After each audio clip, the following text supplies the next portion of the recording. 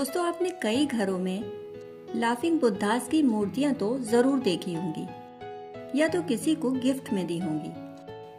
आज की कहानी उन्हीं चीन के 3 सदा हंसने वाले बौद्ध भिक्षुओं के बारे में है, जो आपको भी जीवन में खुश रहने और हंसने का महत्व सिखाएंगी।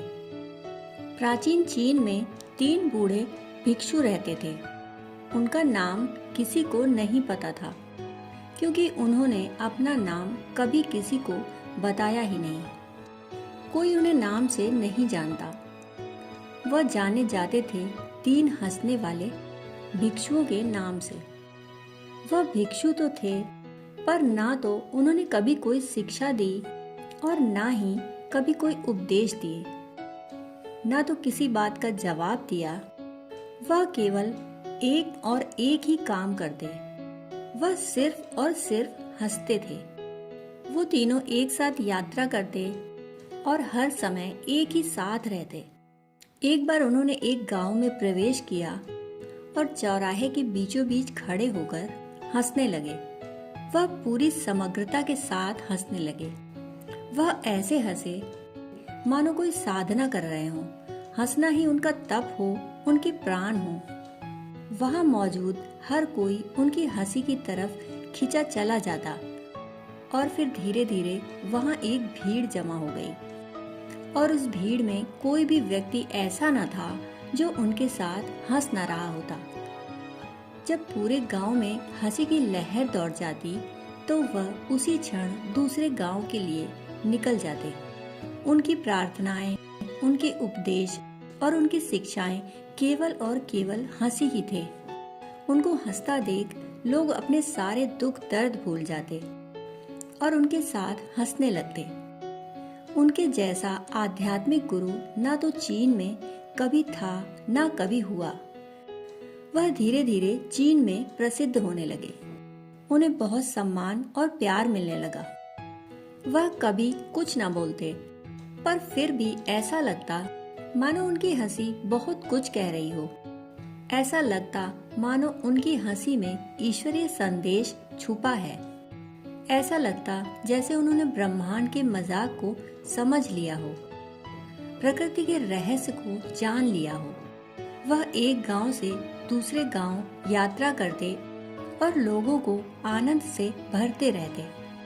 एक बार जब वह एक गांव में ठहरे हुए थे तो एक रात एक भिक्षु की मृत्यु हो गई। पूरे गांव को ये उम्मीद थी कि वो 2 भिक्षु अब तो जरूर रोएंगे। लोग दूर दूर से उन्हें देखने के लिए इकट्ठा होने लगे, इस नाटकीय घटना का गवाह बनने के लिए कि कैसे वो 2 भिक्षु आज रोएंगे। यह घटना स्मरणीय होगी, क्योंकि आज तक सभी ने उन्हें केवल हंसते हुए ही देखा था। पर सारा गांव यह देखकर आश्चर्यचकित हो गया कि वह दोनों भिक्षु मृत भिक्षु के सामने खड़े होकर और भी जोर जोर से हंस रहे थे। वह हंसते हंसते लोटपोट हो रहे थे। गांव के लोगों ने समझाया कि उन्हें आज हंसना नहीं चाहिए, उन्हें तो शोक मनाना चाहिए। उस दिन भिक्षुओं ने पहली बार कुछ बोला। उन्होंने कहा कि हम हंस रहे हैं इस भिक्षु की जीत पर। हम जश्न मना रहे हैं क्योंकि यह जीत गया।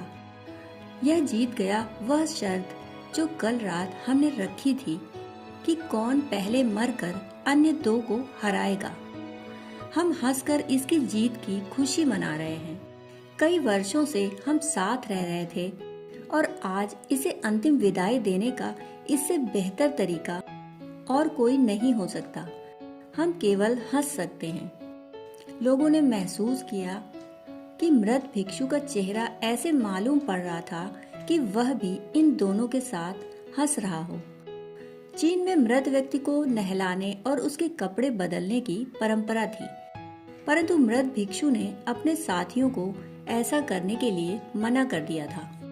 उसने कहा, मेरे शरीर को ना तो धोना, ना ही मेरे कपड़े बदलना, क्योंकि मैं कभी अशुद्ध हुआ ही नहीं। हंसी की फुहारें मुझ पर इतनी बरसी कि अशुद्धता रही ही नहीं। दुनिया की किसी भी गंदगी को मैंने अपनी हंसी के जरिए अपने पास तक न फटकने दिया। मृत भिक्षु को उन्हीं कपड़ों के साथ चिता पर लिटा दिया गया और जैसे ही चिता में आग लगी तो उसके कपड़े चटकने लगे।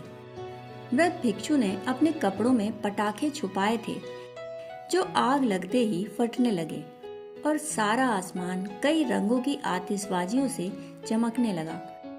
सभी आश्चर्यचकित थे।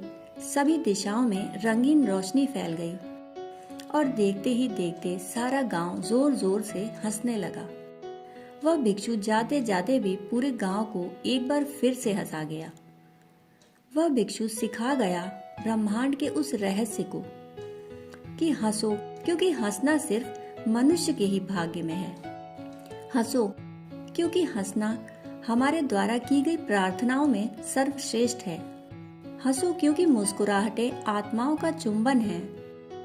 हंसो क्योंकि हंसी के हथियार के सामने कोई खड़ा नहीं रह सकता। सुख दुख दर्द तकलीफ सब भूल कर हंसो, क्योंकि आप उस ब्रह्मांडीय हंसी का हिस्सा बन सको।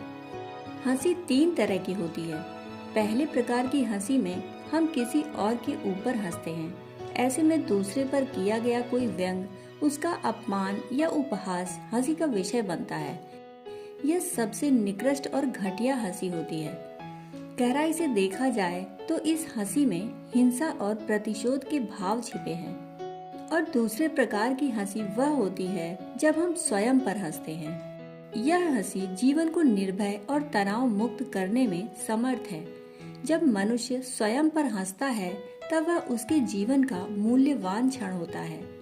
ऐसे क्षण में वह घृणा, ईर्ष्या, अहंकार, हिंसा और द्वेष से परे हो जाता है।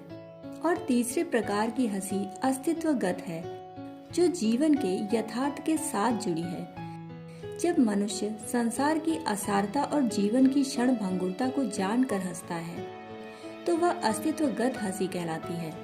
कोई प्रबुद्ध व्यक्ति ही ऐसी हंसी हंस सकता है। ऐसी हंसी प्रेरणा देने वाली होती है। दोस्तों, हमें पहले प्रकार की हंसी से बचना चाहिए, दूसरे प्रकार की हंसी को जी भरकर हंसना चाहिए और तीसरे प्रकार की हंसी तक पहुंचने का प्रयत्न करना चाहिए, जो होठों और हृदय को खोल दे।